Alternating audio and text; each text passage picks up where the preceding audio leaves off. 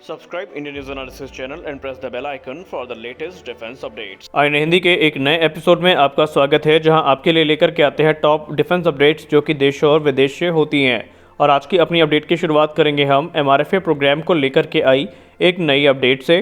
आईडीआरडब्ल्यू की एक रिपोर्ट में यह बताया गया है कि इंडियन एयरफोर्स का जो 114 फाइटर एयरक्राफ्ट की खरीद प्रक्रिया है उसके लिए जो आरएफपी है वो अगले वर्ष आएगी। लेकिन यहाँ पर जो प्रबल दावेदारों का नाम बताया जा रहा है वो है F-15EX, रसाल्ट राफेल और यूरोफाइटर टाइफून। रिपोर्ट्स ये क्लेम करती हैं कि रिक्वेस्ट फॉर प्रपोजल आने के बाद इसमें जो प्रोसेस होगा आगे चल के, जिसमें उसका जवाब आरएफपी का और शॉर्ट टेक्निकल इवेल्युएशन के बाद तकरीबन 2026 तक जो पूरा का पूरा टेंडर है वो क्लियर होगा। और उसके बाद ये उम्मीद की जा रही है कि वर्ष 2028 से 30 के बीच में जो पहला एयरक्राफ्ट है एमआरएफए टेंडर के अंदर वो इंडियन एयरफोर्स को मिलेगा। अब अगर हम विजेता की बात कर लें तो अभी विजेता के बारे में कुछ भी कह पाना जल्दबाजी होगी, लेकिन इस मामले के जो जानकार है उनका ये अनुमान है कि मेन कंपटीशन इस समय F-15EX और राफेल के ऊपर है। कुछ मायनों में F-15EX राफेल पर भारी है तो कुछ मायनों में राफेल F-15EX पर भारी है। देखते हैं ये है कि एमआरएफए जब होगा तो कौन इसमें विजेता देखने को मिलेगा। हमारी अगली बड़ी अपडेट भी इंडियन एयरफोर्स से है। इसी वर्ष जनवरी में IAF chief VR Chaudhari sir के द्वारा एक अनाउंसमेंट करी गई थी, जहां पर उन्होंने कहा था कि इंडियन एयरफोर्स इस समय एडिशनल जो चिनूक हेलीकॉप्टर्स हैं इनको खरीदने के लिए इच्छुक है और बहुत जल्दी इसमें जो डील है यूएस के साथ साइन करी जाएगी। तो अब ये चीज़ लगभग तय हो चुकी है कि इंडियन एयरफोर्स जो सेकेंड बैच है CH-47 चिनूक का उसे अमेरिका से खरीदने वाली है। लेकिन पास्ट में जो संख्या बताई गई थी वो 7 की बताई गई थी, लेकिन इस समय इंडियन एयरफोर्स तकरीबन 11 की संख्या में जो चिनूक हेलीकॉप्टर्स हैं इनको खरीदने के लिए इच्छुक है। और इस समय इंडियन एयरफोर्स तत्काल तौर पर तकरीबन 15 चिनूक हेलीकॉप्टर्स की फ्लीट को ऑपरेट करता है। इसके लिए बाकायदा अमेरिका से जो निगोशिएशन है, प्राइस निगोशिएशन खासकर, वो शुरू कर दिए गए हैं। और बताया ये भी जा रहा है कि अब जो चिनूक सेकंड बैच में लिए जाएंगे ये बैच 1 की तुलना में थोड़े अपग्रेड्स के साथ में आएंगे, क्योंकि इंडियन एयरफोर्स को ज़रूरत के हिसाब से कुछ चीज़ों की कमियां समझ में आई है, जो कि संभावित है कि सेकंड बैच में वो दूर करके इन चिनूक को एक्वायर करेंगे। वहीं एडिशनल अपाचे हेलीकॉप्टर्स की बात भी की जा रही है, लेकिन इस पर अभी स्पष्ट रिपोर्ट नहीं आई है कि उनकी संख्या कितनी है। लेकिन उम्मीद है बहुत जल्दी जो इंडियन आर्मी एविएशन के लिए जो अपाचे हेलीकॉप्टर्स लिए जाने हैं एडिशनली, उनकी संख्या भी सामने निकल के आ जाएगी।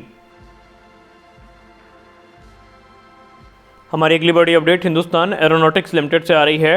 हिंदुस्तान एरोनॉटिक्स लिमिटेड के जो हेलीकॉप्टर्स हैं, खासकर एडवांस लाइट हेलीकॉप्टर और लाइट यूटिलिटी हेलीकॉप्टर, इनकी डिमांड काफ़ी ज़्यादा बड़ी है।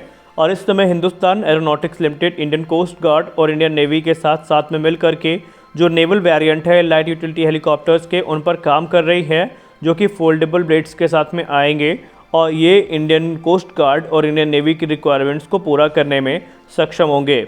इस समय इंडियन नेवी को 111 की संख्या में नेवल यूटिलिटी हेलीकॉप्टर्स की ज़रूरत है। और इंडियन नेवी इस समय अलग अलग जो वेरिएंट्स हैं, खासकर ALH और LUH के, इन पर जाना चाहती है, जो कि मॉडिफाइड होंगे शिप बेस्ड ऑपरेशन के लिए। और इंडियन नेवी का प्लान ये है कि 60 की संख्या में जो नेवल यूटिलिटी हेलीकॉप्टर्स होंगे वो ALH यानी एडवांस लाइट हेलीकॉप्टर प्लेटफॉर्म पर बेस्ड होंगे, और बाकी के जो होंगे वो नेवल यूटिलिटी हेलीकॉप्टर्स यानी जो हमारे LUH हैं उन पर बेस्ड होने वाले हैं।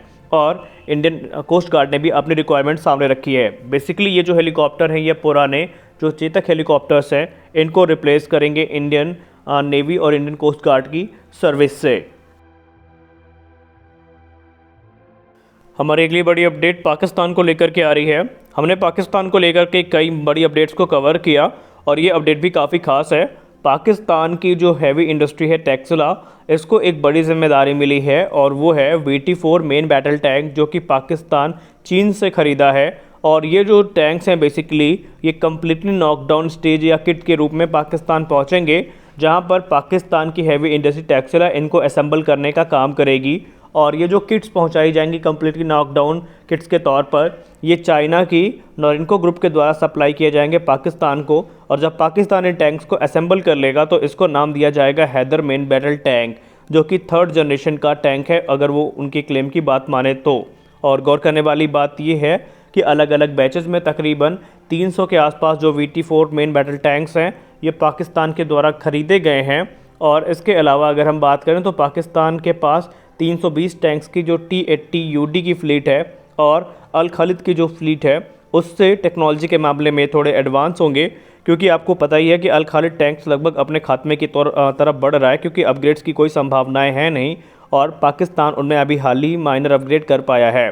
तो उसको देखते हुए ये टैंक पाकिस्तान के लिए काफ़ी ज़्यादा महत्वपूर्ण माने जा रहे हैं। अपनी अगली अपडेट में बात करने वाले हैं पाकिस्तान के जेट-10 फाइटर्स के बारे में।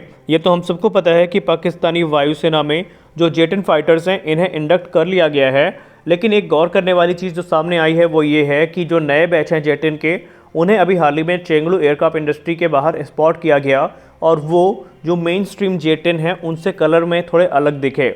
ये जो जेट-10 थे ये ग्रीन, ग्रे और ब्लू कैमोफ्लेज में दिखाई पड़े हैं और माना जा रहा है कि पाकिस्तान इन एयरक्राफ्ट का इस्तेमाल मैरीटाइम स्ट्राइक्स के लिए कर सकता है, क्योंकि ये सेम जो कैमोफ्लेज पैटर्न है ये पाकिस्तान के मिराज 5 PA की फ्लीट में देखने को मिला था, जो कि low level maritime attack duties के लिए वहाँ पर डिप्लॉय किए गए थे। और इसीलिए माना जा रहा है कि पाकिस्तानी एयरफोर्स का जो मकसद है वो जेट-10 को सिर्फ एयर सुपरियोरिटी फाइटर के तौर पर इस्तेमाल करना नहीं है, बल्कि मैरीटाइम स्ट्राइक के लिए भी इस्तेमाल करना है। और ये भी संभावना है कि आने वाले समय में बड़ी संख्या में जो चाइनीज़ एयरक्राफ्ट हैं वो पाकिस्तानी वायुसेना को मिलेंगे।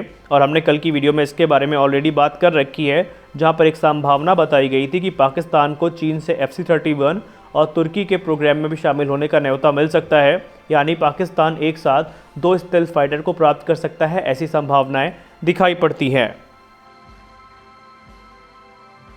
अपनी अगली अपडेट में बात करने वाले हैं रशिया के Su-57 फैलन के बारे में। हम सब ने हाल ही में कई रिपोर्ट्स में ये सुना कि रशिया ने अपने Su-57 फैलन्स को डिप्लॉय किया है और कई बार सीड मिशंस में इनका इस्तेमाल भी किया गया है और ये काफ़ी घातक भी साबित हुए हैं। लेकिन इस बात को खुद अब रशिया के आला अधिकारियों ने कंफर्म कर दिया है।